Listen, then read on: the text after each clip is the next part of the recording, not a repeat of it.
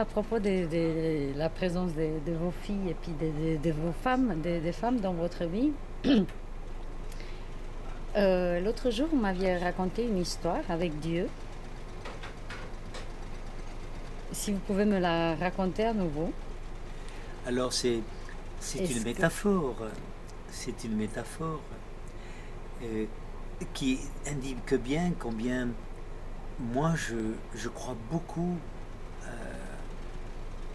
à la place des femmes. Je trouve que il devrait y avoir moitié femmes, moitié hommes dans le monde politique. Il devrait y avoir la parité. Vous savez comme moi que dans le monde de l'entreprise, il y a ce qu'on appelle le plafond de verre, qu'au-delà de certains postes de responsabilité, les femmes ne dépassent pas. Que à formation, diplôme, fonction égale, elles sont moins payées que les hommes. Donc il y a beaucoup d'injustices, beaucoup de disparités. Et c'est dommage qu'on se prive donc, des ressources des femmes. Donc moi je valorise les femmes. Voilà. Même, je dirais, vous vénérez un peu la femme parce Tout à que... fait. Je trouve que vous êtes des êtres extraordinaires. Pour moi. Toutes les femmes. Mais vraiment, je regarde les femmes avec émerveillement, avec tendresse, avec amour, mais pas du tout dans le sens de me les approprier. Donc vous me voyez peut-être, vous avez vu, je serre souvent les gens dans mes bras, j'ai un contact. Je ne serais pas l'homme, je le répète, que je suis si je n'avais pas rencontré les quelques femmes, les femmes importantes. Voilà, alors je raconte cette métaphore. Ça se passe au paradis, c'est Ève qui appelle Dieu. Dieu, viens vite, viens vite. Dieu arrive, lui dit, qu'est-ce qui se passe, Ève? Je m'ennuie, dit Ève. Comment tu t'ennuies? Je m'ennuie. Mais écoute, Ève, je t'ai donné tous les animaux de la création, à nommer, les plantes, etc. Mais quand même, Dieu, je m'ennuie. Alors Dieu se penche sur elle et dit, écoute, je vais te donner un homme. Ève dit, c'est quoi ça, un homme? Alors Dieu dit, tu sais, c'est pas marrant. C'est quelqu'un qui veut avoir toujours raison, qui est capable de regarder la télévision pendant des heures, qui tape dans un ballon des journées entières. C'est vraiment pas très intéressant. Ève dit, je m'ennuie trop, je prends. Et Dieu se penche encore un peu plus sur elle et dit, tu sais, il y a une condition. Ah, oui, il faut lui laisser croire qu'il est arrivé en premier. Ève dit, je m'ennuie trop, je prends. Et Ève se penche encore plus vers elle. Dieu se penche encore plus vers elle et dit, mais tu sais, ça, c'est un secret entre femmes. Si vous aviez été une femme, qui vous auriez aimé être si vous étiez une femme? Eh bien, je vais prendre Simone Veil. C'est une femme politique qui a été ministre à un moment donné, mais qui a introduit deux réformes fondamentales. Elle a fait voter la loi sur l'avortement et puis sur la contraception, autoriser la vente des moyens contraceptifs. Parce que moi je viens d'une génération où avorter était un crime, ce qui fait que beaucoup de femmes avortaient dans la clandestinité, dans des conditions sanitaires épouvantables, avec beaucoup d'infections des fois, etc. Et puis où la contraception était interdite. On était obligé d'aller acheter les moyens contraceptifs en Angleterre. C'était une dépendance terrible. Et donc, je trouve que cette femme, elle a fait beaucoup pour les femmes d'aujourd'hui. Elle a donné aux femmes la liberté de leur corps, de pouvoir devenir mère quand elles le souhaitaient, et de pouvoir également acquérir une liberté dans la sexualité, parce que on s'en souvient plus, les jeunes femmes, les jeunes filles d'aujourd'hui, ne se souviennent plus l'angoisse des femmes de faire l'amour avec la crainte de tomber enceinte, avec la peur de se retrouver mère alors que ce n'était pas nécessairement leur choix. Voilà. Je crois que Donc, cette Simone femme... Veil. Oui, Simone Veil. Bon, Simone Veil a une histoire incroyable. Elle a été déportée à Auschwitz, dans le camp de concentration. C'était d'origine juive. Et je crois à 14 ans. On a des photos d'elle. C'était une jeune fille magnifique. Magnifique. Elle a survécu. Je n'ose pas penser à qu'est-ce qui a dû se passer pour survivre. Je n'ose pas penser. Mais je crois que si elle a fait voter la loi sur l'avortement, peut-être que c'est lié à son histoire, mais respectons. Revenons un peu à vous. Je sais que récemment vous avez sorti un livre en France, ou je ne sais pas, c'est par rapport au milieu du travail. Je ne sais pas, c'est très récent. Oui. Et c'est il y a quelques années, peut-être 10-12 ans, je n'ai pas les dates en tête, je n'ai pas noté. Vous avez sorti un autre livre, le premier livre qui parlait de vivre heureux. Oui. Voilà. Et là, au travail, et là, c'est comment survivre, le manuel de survie. Voilà. Comment expliquez-vous ces décalages des titres, je dirais, durant cette période? Un premier livre, effectivement, il y a une dizaine d'années, Oser travailler heureux. Je l'ai écrit en collaboration avec un chef d'entreprise qui donnait des cours aussi à l'école supérieure de commerce pour montrer que c'est possible de travailler heureux. Parce que travailler 8 heures par jour, c'est vendre 8 heures de sa vie par jour.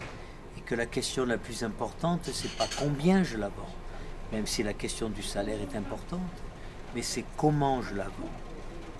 Et sur le plan du comment, je crois qu'on la vend mal, avec beaucoup de tension, de souffrance. Donc ce premier livre était un peu une sorte d'ouverture, de proposition dynamique, stimulante pour découvrir qu'on peut travailler en étant heureux. Et puis effectivement, l'année dernière, j'ai fait paraître un autre livre qui s'appelle Manuel de survie dans le monde du travail. Et c'est vrai qu'en 10 ans, les conditions de travail se sont détériorées. La crise, la délocalisation, ça veut dire qu'on a mis beaucoup de gens au chômage, ce qui fait qu'il y a aujourd'hui une insécurité.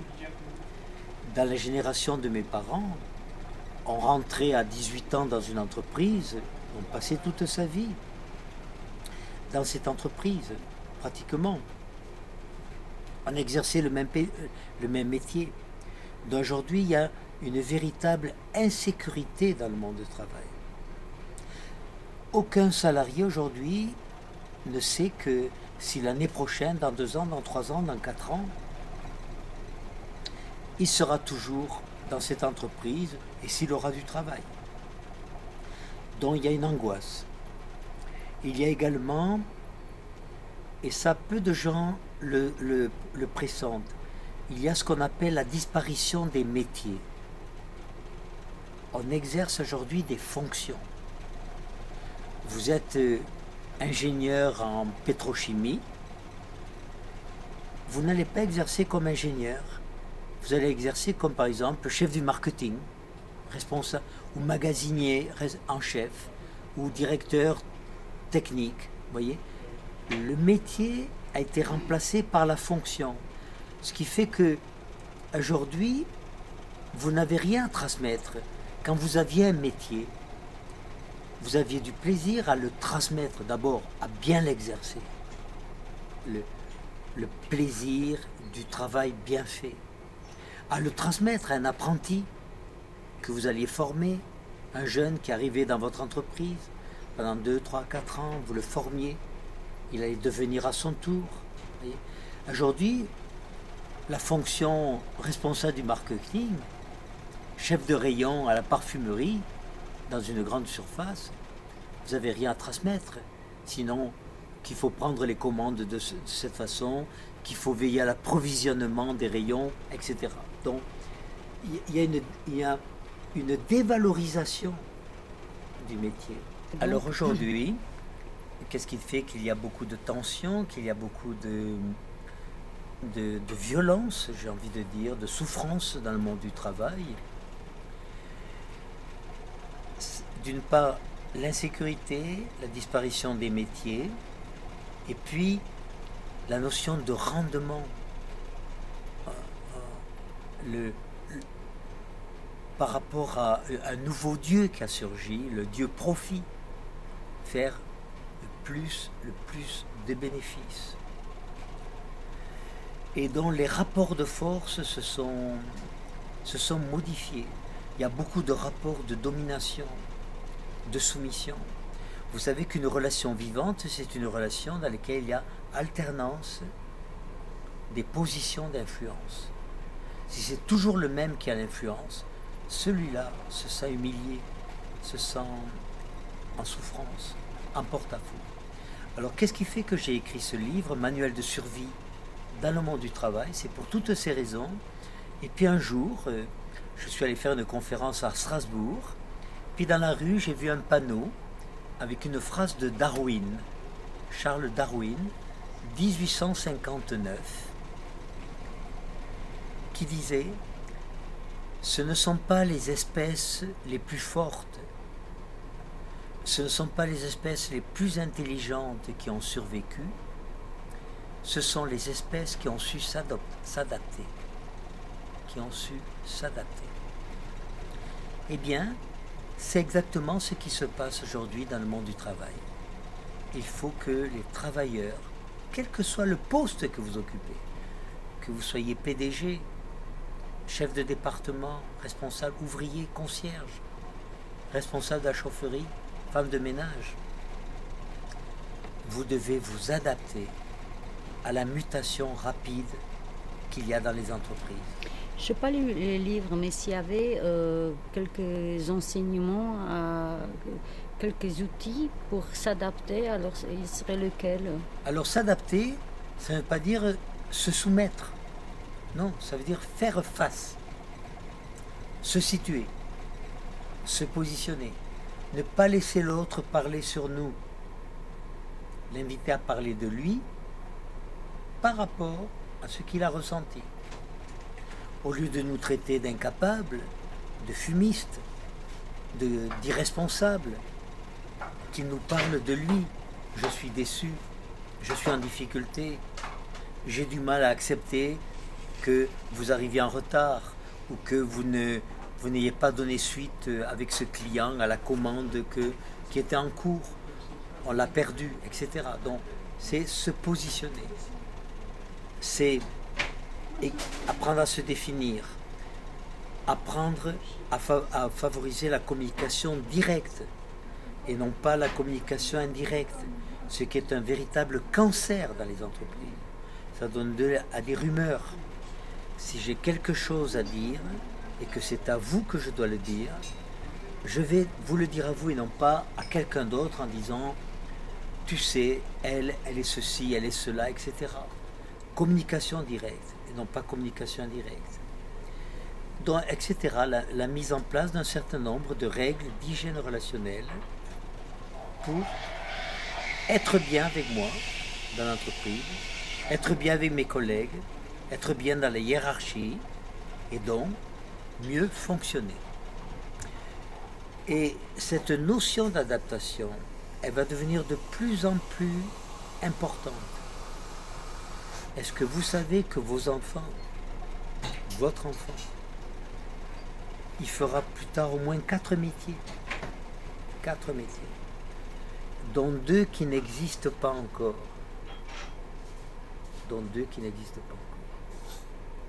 Quand j'ai fait mes enfants, l'informatique n'existait pas.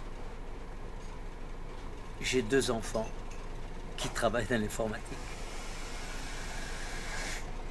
voyez, dans cette Pensez-vous que ça va continuer aussi vite? Ah oui. Ou alors on est arrivé dans une période où les choses se tempèrent, je dirais, se calment et qu'on revienne un peu aux sources traditionnelles? Je ne crois pas que ça se calme. Non, non, non, non.